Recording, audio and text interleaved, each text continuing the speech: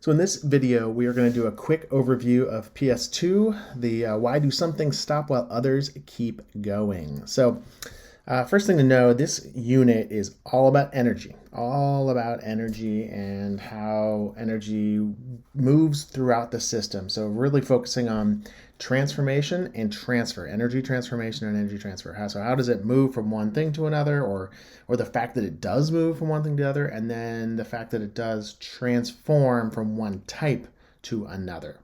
And then the other big concept is conservation of energy. So this is the connection to IC2 with the chemistry unit and the conservation of mass. There's also this concept of the conservation of energy. So energy isn't created or lost, matter isn't created or lost. So you can make that connection back to IC2. So the anchoring phenomenon has a couple different things to it. First off, you're going to use this radiometer.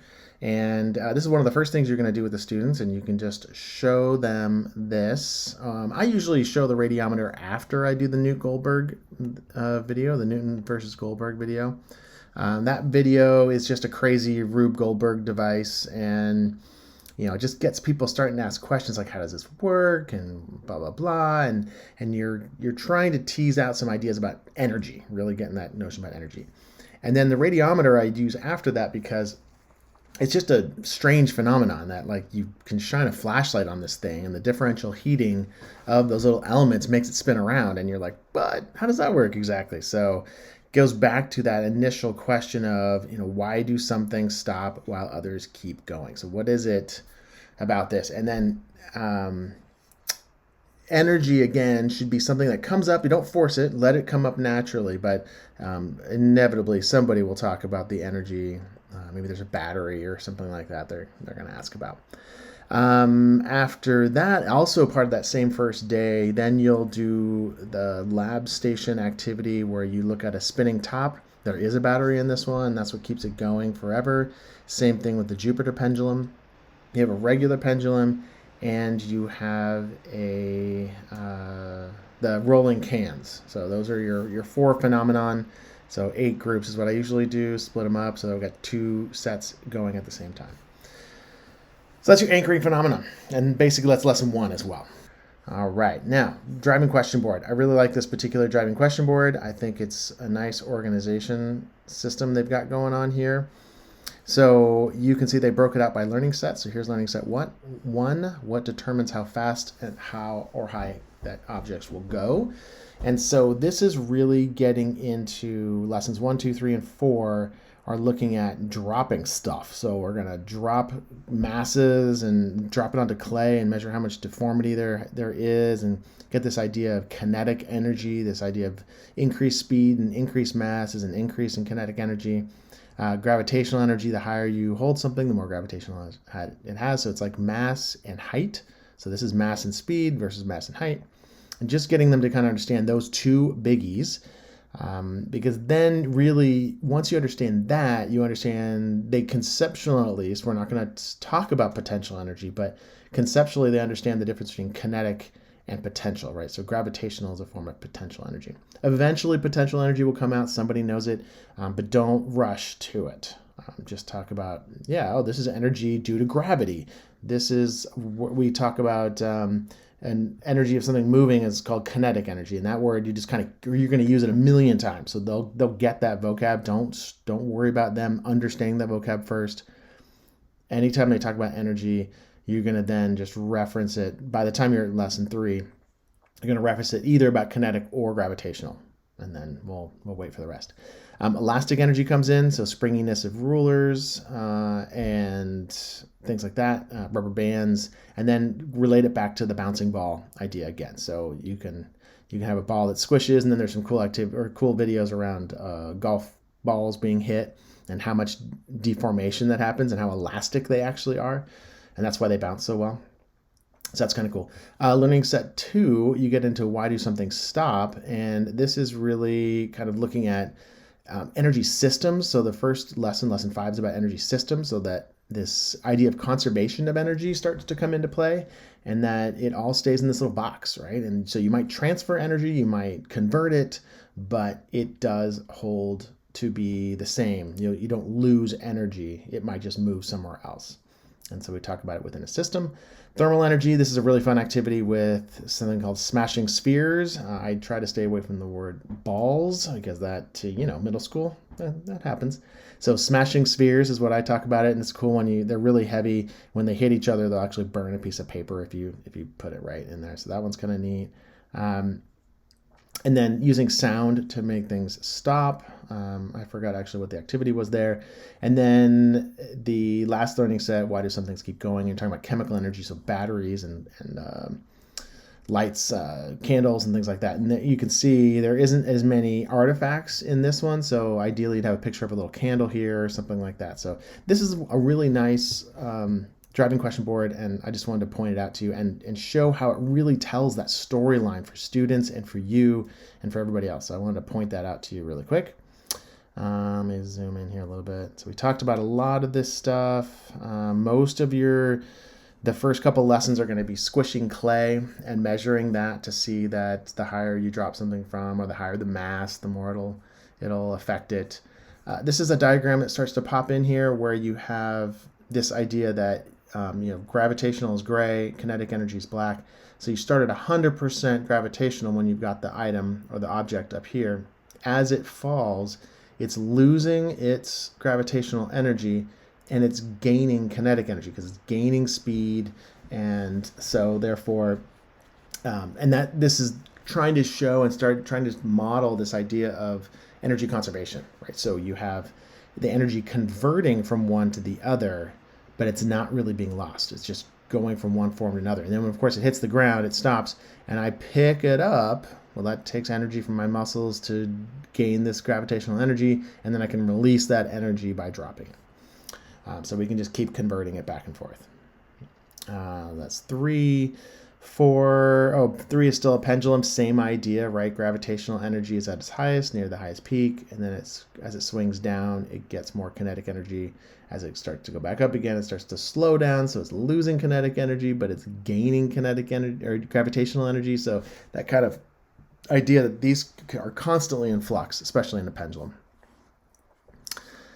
Let's see here. 4, elastic energy. There's a couple activities. Looking at a bouncing ball, same idea, except we're adding one more piece now to it where you have this gravitational energy, and then you have elastic energy. When it hits the ground, there's 0 gravitational energy, but now there's some elastic energy, and that makes it spring back up, things like that. You do some little flinging activity with the little paper ball and different ruler types. FYI, wooden rulers, don't use wooden rulers. Use paint sticks from a paint shop. They'll give them to you for free, at least Jerry's does. And so you don't have, they're cheaper that way because rulers get broken. Let's see here. Learning set 2. So that's the learning set 1. And so again, the wrap up of this lesson is that we are going to be really kind of understanding this idea that energy can change from one form to another. So that's kind of the key piece. What still hasn't been done is, given that we can explain how lots of moving objects works, why did they eventually come to a stop, which is the next unit or next lesson learning set. So this one now, we're looking at why does this eventually come to a stop? Why does a bouncing ball eventually finally run out of energy, right? That's kind of like it's just losing energy. Well, it's like, okay, so how is it losing energy? Where's energy going? And we'll eventually get there with the fact that there's like sound energy, heat energy, all these things, and that's going to come up a little later. But this activity is really fun, bouncing 2 balls together. Go do this outside in a gym somewhere. It's super cool. The basketball really launches that little racquetball, and it's just awesome. So practice it first. Make sure you can do it consistently, but then have students do it ideally because it is fun, and there's just the racquetballs flying everywhere, and it's a lot of fun. The concept of transfer of energy for billiards, during pool, that comes in. More pendulum stuff. This unit has a tendency to start to lag if you don't keep moving. So you really don't want to take too much time on anything because it will kind of come back around, and you keep using the same language over and over and over again. So just don't take too long on it. Keep it rolling. Kind of like this video is going on a little long, right? So colliding balls, what happens with the energy? Here's that activity with the going back to explain the two steel spheres, as I call them, and the burning of the paper. That's pretty cool. All right. Now, this activity here, molecules in motion, liquids and gases, this is an activity that you'll also do in 8th grade as well, so you can reference that. They're going to do this in a different context. This is just to show that cold water, the molecules aren't moving as fast as hot water, and so the diffusion of the food coloring is a lot faster with hot. So again, we're just trying to get this idea that temperature is actually kinetic energy, is a measure of kinetic energy. You can also reference back to 6th grade when they did an activity with a flask with a balloon on top, and you put it in hot water versus cold water, and just this idea that in the cold water the balloon shrunk, and in hot water the balloon expanded, and so therefore we know the air expands when it gets hot, and we know it condenses and comes closer together when it gets cold. And that makes sense now that we understand about kinetic energy. There's more energy in a hot system, and that is making those molecules push further away and move faster. And this is going to come in, again, really important to the next unit in weather when we're talking more about expanding air, and then just talk about air can expand, and this is an important concept in weather. All right, so lesson 7, can sound make things stop, right? So this is a sound energy unit. And really the idea is, again, to show students that the energy is not being lost, it's just moving away. And so sound is a type of energy that is pulling away from a system. So as it leaves that object, then it's going to have a little less energy. So when you hit a drum and you hear that sound is the energy leaving from that object. And then we get to learning set 3, where this is our final learning set, and why do some things keep going? And in particular, the two that we're going to be thinking about are the ones from the initial learnings, the initial phenomenon of the pendulum that kept going back, the Jupiter pendulum, and the spinning top. So those two kept going forever and ever because there is some energy that's coming into the system. So they understand that energy gets lost from an object through either sound or through light or through heat, all those things, but some things keep going, and that's because of that chemical energy that's happening. If it's a battery, it's a chemical energy piece here. So here's a flame, and you make a little paper cup twist around. This particular one is also this concept comes back in the earth science unit for the next unit when you talk about weather.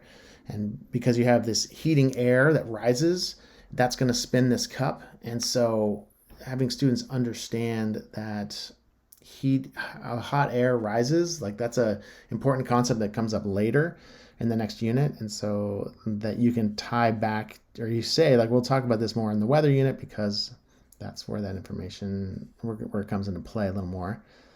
Chemical energy, just again, more discussion around chemical energy transformation. So there's not a lot in here about it. There's not a lot of labs or anything, but there is some talk about burning stuff. So candles, fuel for cars, and all that.